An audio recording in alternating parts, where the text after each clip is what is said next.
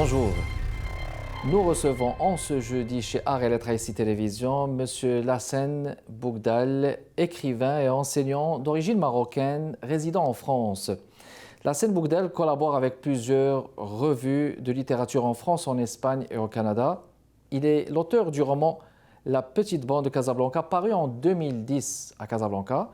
En 2015, il a publié chez l'Harmattan La peinture des femmes marocaines, ouvrage d'entretien avec 15 plasticiennes marocaines de la nouvelle génération et un recueil de poésie Salve, édité par Arachné Éditrice à Rome. En 2016, il a publié un recueil de poésie qui s'intitule Quand Mariam pleure aux éditions l'Harmattan à Paris. Il s'agit d'une traduction de l'arabe du livre de l'écrivain anglo-libanaise Mariam Mishtawi. En 2018, il a publié le deuxième tome consacré aux artistes femmes marocaines sous le titre Femmes artistes marocaines contemporaines, toujours chez l'Harmattan. Ce livre est suivi en février 2019 d'un dernier recueil de poésie qui s'intitule Dans le tumulte du monde. Lassen Bougdal vient de publier un nouveau roman qui s'intitule Face à la mer chez les éditions Harmattan. Ici Kamal Benkiran, bienvenue chez Art et Lettres. Je vous souhaite la bienvenue avec nous, Monsieur Lassen. Bonjour, je vous remercie beaucoup, cher Kamal, de m'avoir donné l'occasion de m'adresser directement à vos téléspectateurs et c'est un grand honneur pour moi. Je vous remercie beaucoup. Un plaisir de vous recevoir. Un auteur originaire du Maroc, résident en France. Bon, vous êtes distingué par plusieurs parutions. C'est foisonnant, on va dire, de créativité. On va en parler, si vous permettez, de défricher le terrain dans un premier temps avec ces premières parutions que je viens de citer justement. On intro La Petite Bande de Casablanca. Ça, c'est votre premier. Est-ce qu'on peut le considérer comme votre premier roman publié au Maroc? Alors, juste une petite rectification. Effectivement, il ne s'agit pas de ma première publication. Mhm, Il s'agit du premier roman, effectivement. mhm. Par contre, Du ma premier première roman. publication, il s'agit de Au bourg des âmes perdues, Mhm. qui est sorti, publié par la Société des écrivains à Paris. Et Oui, effectivement, suivi de ce premier roman, La Petite Bonne de Casablanca, qui est publié par la maison d'édition Harmattan à Paris en 2010. une thématique sur les bonnes. Bon, on dit les bonnes, ce sont ces gouvernantes qui travaillent justement dans les maisons. Ils appellent comme ça au Maroc, n'est-ce pas? Pourquoi cette Tout thématique à fait. justement? Alors, écoutez, c'est toute la question de ma relation un peu avec tout ce qui relève du sociétal. C'est-à-dire que mon écriture s'inscrit totalement dans la brutalité du monde et j'ai l'habitude de dire que la société est mon biotope littéraire. Et effectivement, la question des petites filles qui travaillent en général dans les familles aisées était quelque chose qui m'a toujours bouleversé, choqué, parce que j'ai toujours trouvé, c'est tout à fait normal et tout le monde pense ainsi, que la place d'un enfant n'est pas de travailler, quelle que soit la nature d'ailleurs du travail, mais d'aller sur les bancs de l'école. Et donc c'est quelque chose qui m'a toujours travaillé, d'autant plus que dans ce type de travail, ce sont des corvées qui sont assez difficiles, assez compliquées, avec de la maltraitance. Et il m'est arrivé effectivement d'être invité dans des familles où les repas étaient servis par ces petites filles. Et je Oui, vous avoue que c'est quelque chose de très difficile pour moi à admettre, à accepter. Et donc, oui, ça m'a travaillé. Par la suite, quelques années après la sortie de ce roman, il y a tout un travail qui a été fait au niveau de la société marocaine oui. avec une loi qui interdit le travail des mineurs. Donc je pense que les autorités, les responsables ont fait aussi leur cheminement vers Avec des le lois qui ont été rétablissement, voilà, votées. qui Avec des ont lois été justement votées. qui ont été votées Exactement, au niveau du Parlement, tout en interdisant justement le travail des enfants, des petites tout filles à fait, tout à mineures. fait. Puis en allant vers la poésie, bon, vous avez traduit Quand Mariam pleure. Vous avez un autre recueil dans le tumulte du monde. Ce sont des thématiques où vous mettez le tumulte, le trouble, le ressenti, on va dire, au centre de vos préoccupations. Tout à fait, tout à fait. Alors, écoutez, effectivement, mon écriture est traversée par de fortes émotions. C'est-à-dire que l'élément déclencheur de mon écriture ne part pas d'une pensée, ça part toujours d'une émotion qui est mise en récit. Donc, l'écriture devient une mise en scène comment dire, de récits, de témoignages. Et donc, il y a chez moi, en tout cas, c'est comme ça que je vois les choses, une espèce de paysage intellectuel qui permet justement de passer à la fois de l'autobiographique vers le témoignage et la pensée intellectuelle. Donc, c'est l'intrication, Mhm. l'interférence de ces trois dimensions qui font que, effectivement, on trouve dans mes textes à la fois des idées que je défends et qui sont récurrentes, que ce soit dans mes articles académiques qui sont réunis par exemple dans un ouvrage qui s'intitule Voix et plumes du Maghreb et Oui. dans lequel j'ai traité un certain nombre de questions dans différents ouvrages ou dans ma poésie. Vous avez Mhm. cité Quand Mariam pleure, par exemple, cette traduction de l'écrivaine et poétesse Mariam anglo-libanaise Mishtawi. Mariam Mishtawi, qui a écrit ce recueil de poésie en arabe et qui m'a bouleversé parce que d'abord j'adore énormément la poésie arabe. Je suis quelqu'un qui est marqué par la poésie arabe pré-classique, pré-islamique, Mhm. ce qu'on appelle la poésie al-Jahiliya, Oui. al-Mutanabi, un certain nombre de poètes qui nous ont marqués, ou en tout cas ceux qui ont suivi un cursus bilingue arabe-français. Et donc, en lisant ces poèmes de Mariam Mechtaoui, j'ai été bouleversé par ces poèmes qui parlent de la souffrance d'une maman qui vient de perdre son enfant atteint d'un cancer. Et donc, je n'ai pas pu m'empêcher de me lancer dans la traduction de ce recueil de poésie qui est Pour sorti en mettre en valeur 2016. ce Exactement, ressenti justement et cette douleur. exactement. On va rebondir sur ça, la scène. On va le faire après la pause publicitaire. Notre invité d'aujourd'hui, la scène Boukdel, qui nous parle de Paris, de France. Mesdames et messieurs, restez avec nous.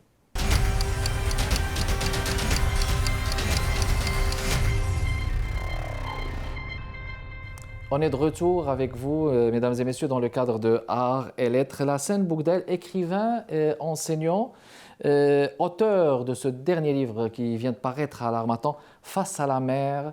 Un beau titre d'abord, il y a un beau jeu sur l'homonymie, là, Face à la mer, L-A-M-E-R et Face à la mer, hein, n'est-ce pas? L-A-M-E-R, la plage. On parlait justement de cette préoccupation du ressenti, de l'émotion, de mettre en valeur de mettre à jour cette douleur-là de l'être humain, de toute maman, par exemple, qui perd un bébé ou tout homme qui est dans un état de tumulte, de souffrance. Justement, la scène, j'aimerais qu'on dise un mot avant de parler justement de ce roman, un mot sur cet engagement qui est le vôtre, qui est tout à votre honneur, au niveau des femmes artistes marocaines. Vous êtes dévouée à ce travail, femmes artistes marocaines contemporaine. Vous avez fait des entretiens et puis vous avez suivi par un autre volume. Je vais vous laisser nous dire quelques mots sur cela et sur cette passion aussi d'aller vers la femme artiste, peintre marocaine, de la mettre en valeur. Alors oui, effectivement, vous soulignez deux éléments qui sont fondamentaux pour moi. D'abord, le premier concerne la question de la femme en général. Donc Mhm. vous aurez remarqué que dans la petite bande de Casablanca, il s'agit d'une jeune fille. Au bourg des Imperdus, j'ai beaucoup parlé des femmes qui travaillent dans les champs, qui souffrent, Mhm. qui donnent énormément à la société marocaine, mais à toutes les sociétés en général. On sait que la place des femmes dans la société est primordiale et fondamentale. Donc, j'en ai parlé également, effectivement, dans d'autres livres. Le roman qui vient de sortir, Face à la mer, sur lequel on va revenir dans un instant, Mhm. mais également, effectivement, dans ces deux livres consacrés à la peinture et à l'art en général. Euh, Mon point de départ, c'est le constat que dans la société arabe en général et marocaine en particulier, quand on fait des recherches sur les travaux qui sont faits sur l'art en général, on constate que la quasi-totalité des recherches sont faites sur les hommes, C'est sur les masculin. artistes hommes. C'est Mhm. masculin. Et il n'y a absolument rien sur les femmes. Il y a quelques essais sociologiques qui sont faits. Bon, je peux évoquer Fatima Mernissi avec le travail Oui, intéressant qu'elle a fait, sur Rita Al-Khiyat, avec laquelle j'ai eu l'occasion de travailler, qui a d'ailleurs dédicacé le deuxième livre consacré justement aux femmes artistes. Et donc, ce constat m'a intrigué et je me suis dit, mais pourquoi il n'y a aucun travail sur ces femmes? Et donc, j'ai entamé ce travail de rencontre de toutes ces artistes, donc 19 dans le dernier et une quinzaine dans le premier. Donc, au total, ça nous fait 34 artistes. Et il y a beaucoup, 34 beaucoup plus artistes. d'artistes qui se sont illustrés dans la peinture, dans tout ce qui est installation, dans tout ce qui est sculpture et bien Magnifique. d'autres domaines. Et donc, je voulais juste rétablir un peu comment dire, la C'est un vérité équilibre parce que dans concernant. le fond, vous Voilà, parliez de la nuance. Il y a beaucoup d'artistes hommes, mais des artistes femmes, il en, tout il à en, fait. il en existe moins. Femmes artistes marocaines contemporaines chez l'Harmattan. Voici venu le temps de passer maintenant à votre roman, le tout dernier, Face à la mer, qui raconte le destin d'une jeune femme africaine qui tente de traverser la Méditerranée de façon clandestine pour rejoindre son mari. Et arrivée à Paris, elle doit faire face à beaucoup d'obstacles, face à la désillusion aux réalités du chômage, aux préjugés, à la stigmatisation. Comment est née votre inspiration justement d'aller vers cette thématique, Lassène? Alors, avant d'écrire sur cette thématique, effectivement, comme vous le savez, je suis enseignant en région parisienne et donc Mhm. je suis confronté à cette question de l'immigration depuis Oui, mon installation en France en 92. Je suis moi-même issu de l'immigration puisque je suis né au Maroc et je suis arrivé en France pour faire mes études. Aujourd'hui, j'enseigne donc en région parisienne et donc parmi mes élèves, il y a différentes origines africaines, asiatiques, Amérique latine. En fait, il y a toutes les origines. Et en même temps, dans mon environnement immédiat, c'est-à-dire en région parisienne, euh, on a quand même une actualité qui est assez bouleversante concernant le traitement réservé à toutes ces personnes qui arrivent sur le territoire français. On a suivi par exemple l'affaire de Porte de la Chapelle, l'évacuation oui, de certains camps où les gens sont amenés à dormir sous des tentes tout au long du périphérique, les oui, c'est portes du insoutenable. nord de Paris. Donc Hmm. ça déjà, comme c'est quelque chose qui m'a toujours choqué quand je vois ça, et surtout le traitement réservé à ces personnes qui ont souffert, qui ont traversé beaucoup, beaucoup d'épreuves pour arriver donc en France, le soi-disant Eldorado, parce que c'est comme ça qu'ils pensent au départ de leur pays d'origine. Et puis un autre élément, depuis quelques années, j'ai remarqué qu'au Maroc, il y a de plus en plus de nos frères subsahariens qui arrivent, qui essayent de traverser la Méditerranée en passant par l'Algérie, par la Tunisie, la Oui, Libye ou par le nord du Maroc. Et la plupart, malheureusement, échouent. Donc ils se retrouvent bloqués au Maroc, qui étaient au départ en tout cas dans leurs attentes, juste un pays de transit. Donc le pays de transit devient un pays où ils sont obligés de rester disons, pas par choix en tout cas, mais par obligation. C'est la raison pour laquelle donc tous ces éléments-là m'ont travaillé. Puis j'ai rencontré justement une jeune femme qui était une de mes élèves, qui m'a raconté un peu son parcours. Et là, j'ai décidé de passer à la mise en récit de toutes ces aventures, ce qui a donné naissance à ce roman Face à la mer. excellent. Encore une fois, une pause et on revient dans les prochaines minutes avec notre invité, Lassène Bougdel, écrivain, mesdames et messieurs. Son tout dernier, Face à la mer. À tout de suite.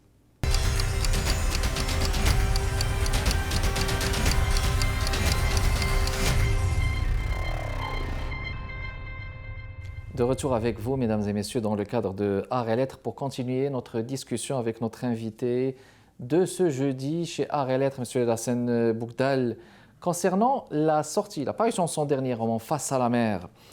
Le personnage de Fatoumata, bon, c'est une sacrée trajectoire de la migrante qui ne cherche qu'un petit coin de bonheur, un havre de paix, une migrante donc qui a déserté son pays pour rejoindre son mari. Elle refuse de déposer les armes, justement. On voit ça justement au fil de la lecture. Et puis il y a ce projet d'écriture de M. Koller, puis il y a Fatoumata au fil des pages, au fil de l'histoire, elle prend des cours dans cet atelier d'écriture.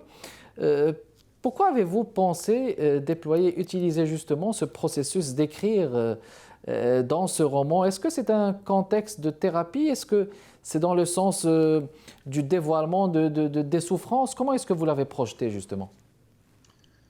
Alors, tout à l'heure, je vous ai parlé du fait que chez un écrivain, le désir de parler de soi passe par ce basculement permanent entre l'autobiographique, le témoignage et le récit intellectuel. Ces trois éléments, on les retrouve effectivement, motivent mon écriture.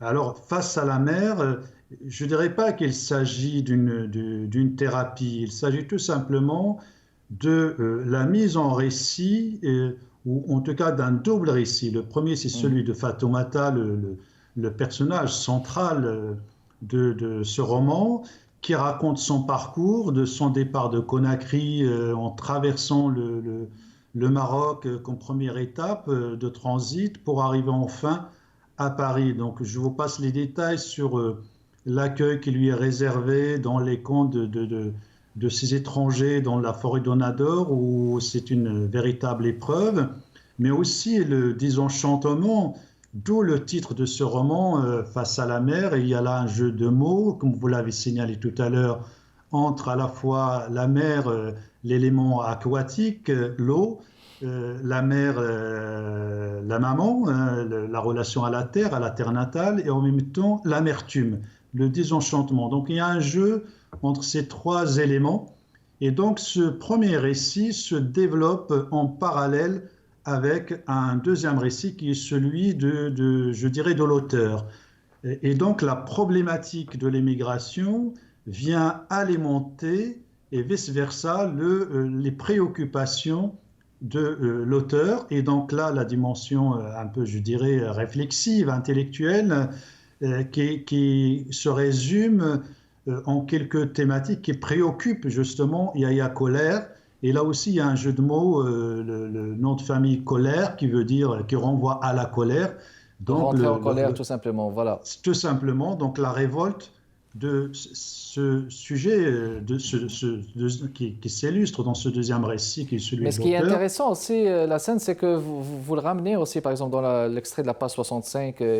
Bon, c'est très préoccupant, justement pour le commun des mortels, de dire aussi que la présence des étrangers est de plus en plus indésirable en Europe. Mais il faut le dire, parce que c'est la vérité, mais peut-être parce que aussi beaucoup de problèmes empirent et beaucoup de catastrophes naturelles et beaucoup de conditions aussi climatiques, économiques qui poussent les gens à immigrer. Voyez-vous, comme le temps court, je vous propose justement de bien vouloir partager un extrait avec nous de votre choix, Monsieur Lassane. Aux téléspectatrices et téléspectateurs qui nous regardent au Québec et au Canada, c'est à vous. Je vous prie d'abord de nous dévoiler, vous l'avez avec vous le livre, hein? Voulez-vous le montrer devant les caméras que voici, mesdames et messieurs, Face à la mer, chez l'Harmattan de Lassane Boukdal. Un petit extrait, c'est à vous. Je vous en prie. Merci, merci beaucoup.